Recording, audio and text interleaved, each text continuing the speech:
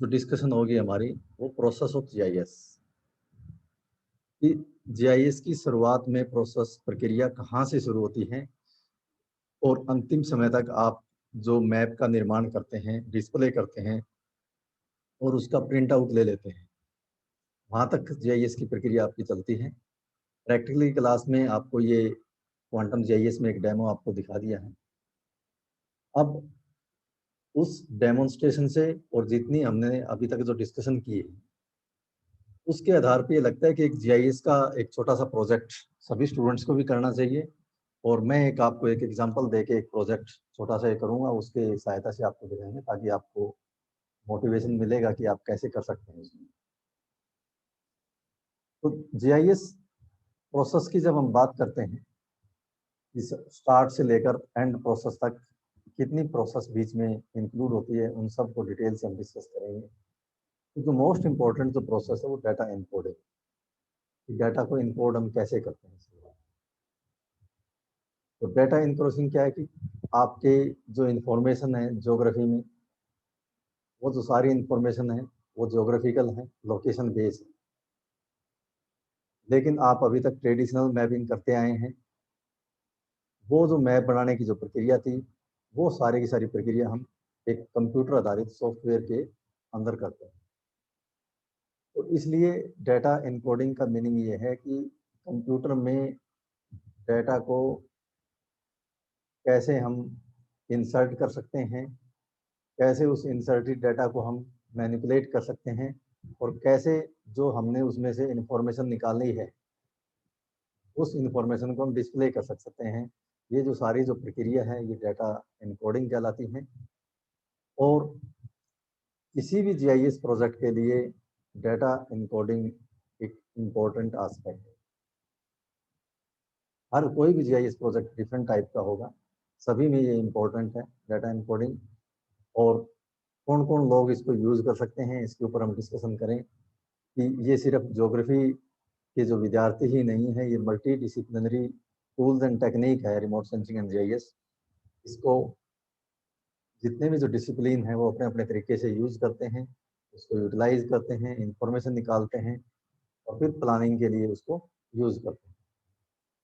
तो एक आर्कोलॉजिस्ट है, वो भी एंशियंट रिमेन्स जैसे आपके राखीगढ़ी है हिसार में, अगर राखीगढ़ी का किसी ने विजिट किया है तो उस साइट को वहाँ के फोटो लेके या वहाँ की लोकेशन लेके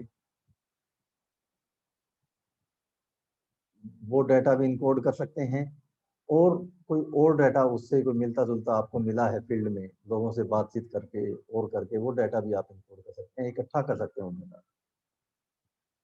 ये कहने मतलब कि ज्योग्राफी के विद्यार्थी यूज नहीं कर रहे, एक आर्कियोलॉजिस्ट भी अच्छे ढंग से जीआईएस का प्रयोग कर सकता है। पिछले सेमेस्टर में शायद मैंने एक हिसार सिटी के ऊपर डिस्कशन आपको कही थी। एक हिसार सिटी का जो ओल्ड मैप, आज़ादी से पहले के मैप हमने 2-3 कैटेगरी में डिवाइड किए थे, ब्रिटिश टाइम के, मिडिवल पीरियड के या उससे पहले के। तो वो इन्फॉर्मेशन आज के दिन लोगों से इकट्ठी करके और हिस्टोरिकल वे में भी हम पीछे जा सकते हैं। एक जो प्लानर है, may digitize outlines of new buildings and plot these in existing topographical data. आपके पास टोपोग्राफिकल सीट है, टोपोग्राफिकल सीट को आप स्कैन करके फिर उसको जियो रेफरेंस करके आप कंप्यूटर आधारित सॉफ्टवेयर में उसको इंसर्ट कर सकते हैं और वहाँ से आप काफ़ी सूचनाएं निकाल सकते हैं। एक प्लानर नहीं, वो जोग्राफर भी निकालता है। ये जोग्राफर मैंने इसलिए येलो किया है कि जिस बुक से ये चीज़ें पिकअप की वहाँ पर ज्योग्राफी का नाम नहीं था, जोग्राफर का कोई नाम नहीं था, प्लानर का नाम। और मैं ये आपको इसलिए स्पेशल मैंने इसको हाईलाइट किया है कि ज्योग्राफी के स्टूडेंट्स के लिए जीआईएस एक बहुत इंपॉर्टेंट टूल्स हैं। इस टूल्स को अगर आप लर्न नहीं करोगे और इस टूल के पीछे जो कॉन्सेप्ट है, जो डाटा स्ट्रक्चर है कंप्यूटर की लैंग्वेज में या मैथ की लैंग्वेज में, अगर वो आप अंडरस्टैंड नहीं करोगे तो आप कहीं स्टैंड नहीं कर पाओगे। जो दूसरे लोग हैं वो हमारे से आगे निकल जाएंगे। और ज्योग्राफी की जितनी इसमें इनपुट होना चाहिए जीआईएस के फील्ड में उतना इनपुट नहीं हो पाता। तो इसलिए स्पेशली डाला कि आप लोग इस टूल्स को अच्छे ढंग से समझो और इसको डिस्कस करो। अगर आपके पास लैपटॉप या कोई और फैसिलिटी नहीं है तो आप थ्योरेटिकल किताब में थ्योरी तो पढ़ सकते हैं, कम से कम वो कॉन्सेप्ट तो आपको आने चाहिए। इसी तरह से जो एक इकोलॉजिस्ट है वो रिमोट सेंसिंग को, डाटा को और जीआईएस में उसके साथ इंटीग्रेट करके जो भी हैबिटेट है जीव जंतुओं की, ऑर्गेनिक लिविंग ऑर्गेनिज्म कह लीजिए, जिसकी भी हैबिटेट है उसका वो निरीक्षण कर सकता है, उसमें क्या चेंज आ रहा है उसको वो आइडेंटिफाई कर सकता है। एक हिस्टोरियन है वो हिस्टोरिकल मैप क्रिएट कर सकता है, एक वर्चुअल सिटी कर सकता है कि पहले कैसा सिटी रहा होगा। तो आपके गांव हैं, आपका गांव अब आप आज के दिन है 2000 के आसपास या उसके बाद का आपका सबका डेट ऑफ बर्थ है, तो आपका गांव आज़ादी के टाइम कैसा था। आप अड़ोस पड़ोस में आपके कोई बूढ़े लोग होंगे या कुछ लोग नॉलेज रखते हैं इस तरह के, उनसे डिस्कशन करके आप गांव की हिस्ट्री पता कर सकते हैं कि क्या क्या चीज़ होती थी। उसको यहाँ पर लोकेशन के थ्रू, पॉइंट, लाइन और एरिया के थ्रू आप डिजिटाइज कर सकते हो इन चीज़ों को। तो आप अपने गांव को एक वर्चुअल विलेज भी आप डेवलप कर सकते हैं। यूटिलिटी कंपनी है, इसमें एग्जांपल दिया कि पाइपलाइन है, कि जैसे सिटी के अंदर आपकी वाटर पाइपलाइन है उसको डिजिटाइज की जा सकती है। कोई दूसरा आजकल नंबर ऑफ यूटिलिटी डेवलप हो रही है आपकी, कोई इंटरनेट की हो के रही है, कोई पानी की है, कोई सीवरेज की है, हाँ और की है। और जब नया निर्माण होता है तो वो जो पहले यूटिलिटी डेवलप की गई है वो ब्रेकअप हो जाती है, क्योंकि सही लोकेशन, एग्जैक्ट लोकेशन पता ही नहीं होता। अगर उस यूटिलिटी कंपनी ने पाइपलाइन की अच्छे ढंग से एक मैपिंग की हुई होगी कि किस किस एरिया से जो लीनियर फीचर है ये पास हो रही है और कितनी डेप्थ के ऊपर है उस पॉइंट से, तो उसका जो ब्रेकअप होता है उससे बचा जा सकता है। और आज के दिन जीआईएस का यूटिलिटी के लिए ही सबसे ज्यादा प्रयोग हो रहा है। आप जितनी भी जो कंपनी जो सर्विस प्रोवाइड कर रही है, आप कोई भी फूड आइटम मंगवाते हैं और उसके पास लोकेशन चली जाती है और उस लोकेशन के थ्रू वो आपके पास पहुंच जाता है आपके एड्रेस पे। तो यूटिलिटी तो आने वाले टाइम में पूरी डिपेंडेंट होगी आपके जीआईएस के ऊपर। इसलिए इस फील्ड में जो जॉब मार्केट है वो ज़्यादा से ज़्यादा बढ़ती जाएगी। ये कुछ फंडामेंटल थे जो जीआईएस प्रोजेक्ट में होते हैं और वो क्या स्टडी करते हैं। इससे आपको एक ओवरव्यू मिला होगा यहाँ पर। फिर जो डाटा सोर्स है, सबसे पहले आपको क्या चाहिए डाटा इनकोडिंग के लिए? आपको एक डाटा सोर्स चाहिए कि आप कहाँ करोगे डाटा इनकोड। आपको कम से कम एक बेस मैप तो चाहिए।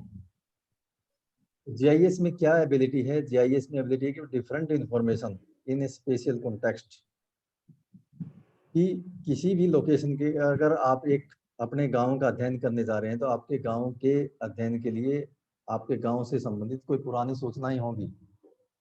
आपका जो टोपोग्राफिक मैप है वो हो सकता है आपके गांव के एरिया के आसपास का।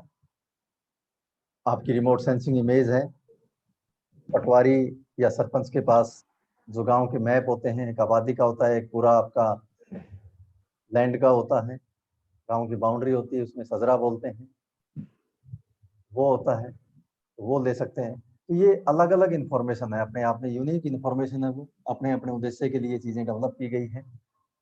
लेकिन जीआईएस में हम उन तीनों को एक साथ रिलेट कर सकते हैं, उनका संबंध स्थापित कर सकते हैं जियो रेफरेंसिंग के थ्रू। तीनों को एक जियो रेफरेंसिंग प्लेटफॉर्म पे हम लेके आएंगे तो तीनों एक दूसरे के ऊपर सुपर इम्पोज हो जाती हैं। फिर उससे हम कुछ कंक्लूजन निकाल पाते हैं और उसमें संबंध डेवलप करते हैं।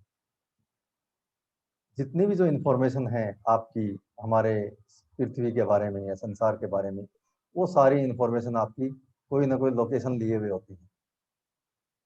और उस लोकेशन को अगर आप देखोगे तो ग्लोब के ऊपर वो आपका जरूर मिलेगा, चाहे वो पॉइंट में है, लाइन में है या एरिया में।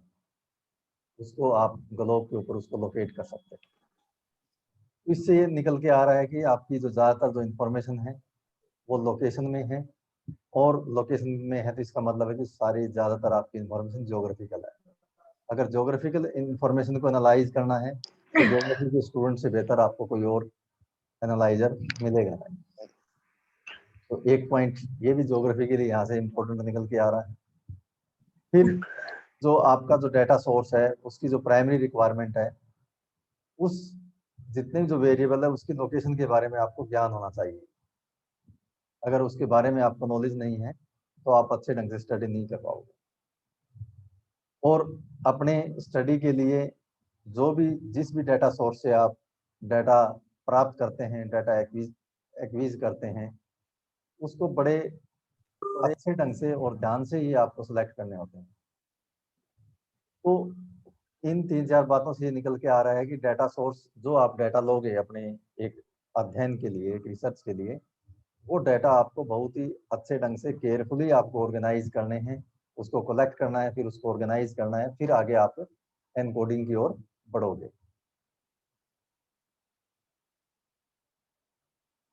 जीआईएस में डाटा सोर्स क्या होते हैं, कितने प्रकार के होते हैं, ये हमने पहले एक टेबल के थ्रू डिस्कस किया था जब डाटा सोर्स को डिटेल से हम डिस्कस कर चुके हैं। लेकिन फिर भी प्रोसेस ऑफ जीआईएस को हम एक बार और लेके चल रहे हैं, तो हमें डाटा सोर्स के बारे में पता होना चाहिए कि हमें कहाँ कहाँ से डाटा सोर्स मिल सकते हैं। एक तो डाटा सोर्स है आपका कन्वेंशनल एनालॉग मैप। जितने भी भूगोलवेताओं ने या किसी और लोगों ने मानचित्र जो बनाए हैं, वो सारे सारे मैप आपके एनालॉग मैप कहलाते हैं, वो डिजिटल फॉर्मेट में नहीं है।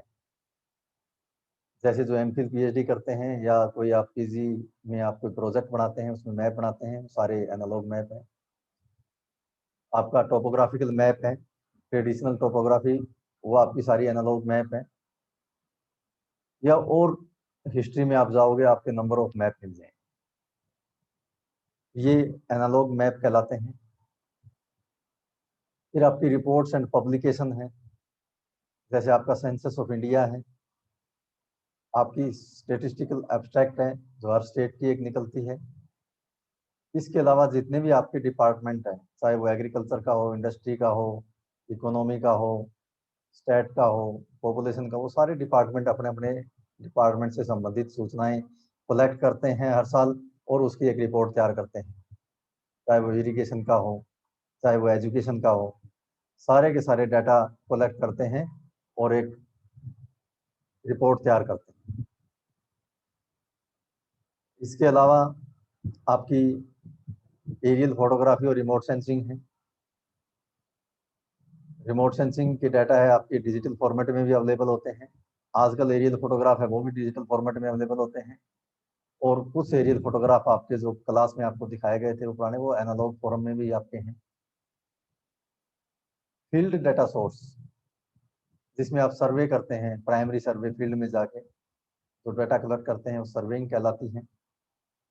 सर्वेइंग आपकी फिजिकल भी हो सकती है, आपकी सोशियो इकोनॉमिक भी हो सकती है, कोई और भी हो सकती है। जीपीएस सर्वे है, एक जीपीएस है जिसको सैटेलाइट नेविगेशन सिस्टम बोलते हैं, और जीपीएस का मीनिंग आपका ग्लोबल पोजिशनिंग सिस्टम है। और जीपीएस को develop department of defence USA ने किया है। और वो आपकी पृथ्वी से 20,000 किलोमीटर की हाइट के ऊपर अपने ऑर्बिट में मूव करता है, और एक साथ ये करीब 24 सैटेलाइट मूव करते हैं पूरी अर्थ को कवर करने के लिए। तो ये थोड़ा सा आपको ये जीपीएस के बारे में बताना था, ज़्यादा डिटेल में हम डिस्कस नहीं करेंगे। जीपीएस से भी आप किसी लोकेशन के डाटा आप कलेक्ट कर सकते हैं, चाहे वो पॉइंट का डाटा हो, चाहे वो लाइन का डाटा हो, चाहे वो एरिया का डाटा हो। तीनों जीपीएस के थ्रू सर्वे किया जा सकता है और होता है। भारत ने भी अपना जीपीएस बनाने की कोशिश की है, गगन नाम है उसका। और चाइना का है आपका, जापान का अलग अपना है, यूएसए का अपना अलग है, यूरोपियन यूनियन का अपना अलग है। तो सभी देश अपने अपने जीपीएस डेवलप कर रहे हैं ताकि अपने अपने एरिया की वो ज़्यादा से ज़्यादा स्टडी कर पाए। फिर एग्जिस्टिंग डिजिटल मैप सोर्स, अगर पहले किसी ने डिजिटल मैप बनाए हुए हैं, जैसे आज के दिन आपकी टोपोग्राफिकल मैप है, वो सारे के सारे मैप आपके डिजिटलाइज हो गए हैं यूटीएम प्रोजेक्शन में, क्योंकि आपकी जो ट्रेडिशनल टोपोशीट है वो सारी सारी पॉलीकोनिक प्रोजेक्शन में है। और आज के दिन आपको जो टोपोशीट जो मिल रही है वो ओपन सीरीज मैप और डिफेंस सीरीज मैप कहलाते हैं। ये दोनों ओपन सीरीज और डिफेंस सीरीज टोपोशीट है आपकी WGS84 डाटा में और यूटीएम प्रोजेक्शन में डिजिटाइज हो चुकी है। अगर आपको मान लीजिए किसी एरिया की इमेज चाहिए तो आप जियो रेफरेंस इमेज आप सीधी प्राप्त कर सकते हैं, आपको जियो रेफरेंस करने की जरूरत नहीं पड़ेगी, क्योंकि वो और अच्छे ढंग से उन्होंने अच्छे सॉफ्टवेयर से और अच्छे एक्सपर्ट ने अच्छे ढंग से जियो रेफरेंस की हुई मिलेगी आपको।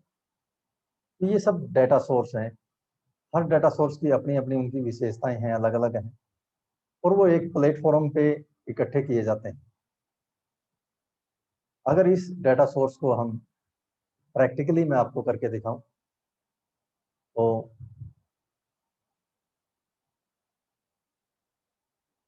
ये आपका क्वांटम जीआईएस ओपन किया है हमने, आपको दिखाई दे रहा है ना ये। इसमें सबसे पहले अगर किसी एरिया की स्टडी करनी है, कोई भी आपका स्टडी एरिया हो सकता है, मेरा स्टडी एरिया एक ये विलेज मैं आपको एक एज ए एग्जांपल ले रहा हूँ यहाँ पर।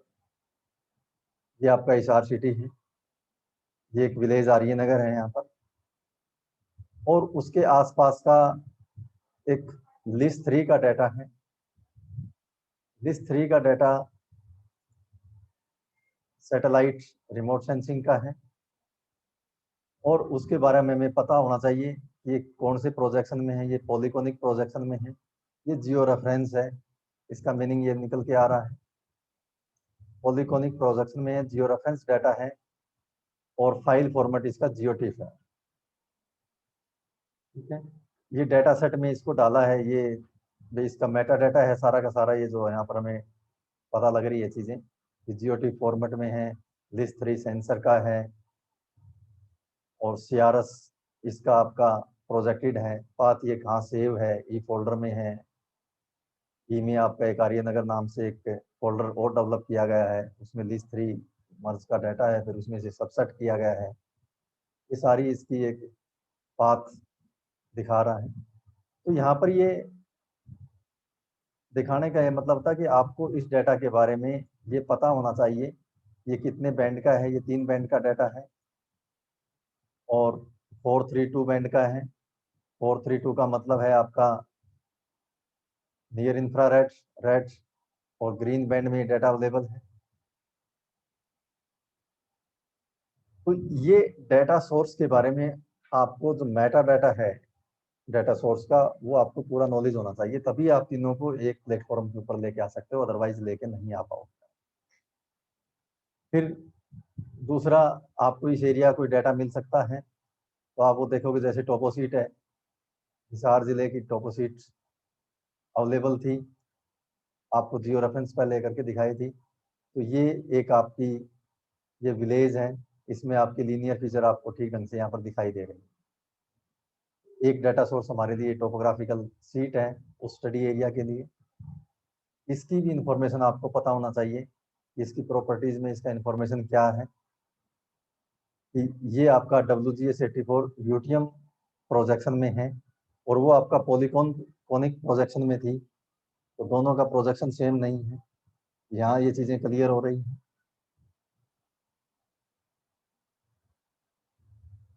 फिर आप देखोगे तो जो जिस विलेज का हम अध्ययन कर रहे हैं, उस विलेज का डाटा आप या तो पटवारी से सजरा लोगे, उसको स्कैन करोगे, फिर डिजिटाइज करोगे। स्कैन करने की ये एक आपका मैप बना हुआ था, 2000 में ये मैप डेवलप किया गया था, और इस विलेज में आपकी ये कनाल है, ये रोड है आपके, यहाँ पर ये विलेज है, और ये फिर डिफरेंट लैंड पार्सल है जो विशेष जाति से संबंधित ये मैप बनाया गया था, कौन सी जाति के पास कौन सी लैंड है, और कहाँ कहाँ उनका डिस्ट्रीब्यूशन है। इस मैप का यहाँ पर हमारे लेने का मतलब ये था कि हमें विलेज की बाउंड्री चाहिए एक आउटर, क्योंकि वो विलेज की बाउंड्री इसमें आपकी नहीं थी, मर्ज सबसेट में लीज में वो बाउंड्री आपको नहीं मिलेगी। तो अब यहाँ पर 3 प्रकार के डाटा सोर्स दिए गए हैं आपके। एक लिस्ट 3 का डाटा है, सैटेलाइट डाटा है जो डिजिटल फॉर्म में है। दूसरा डाटा हमने लिया है टोपोशीट का है। ये टोपोशीट आपकी डिजिटल फॉर्म में हमारे पास थी, लेकिन ये स्कैन करके और फिर जियो रेफरेंस है ये। तीसरा हमने ये स्कैन किया है विलेज आर्यनगर का डाटा, और इसकी अगर आप इंफॉर्मेशन देखोगे प्रॉपर्टीज में जाके, तो इसकी इंफॉर्मेशन में आपको ये देखा CRS यहाँ पर नहीं है, इसका मतलब ये जियो रेफरेंस नहीं है ये डाटा।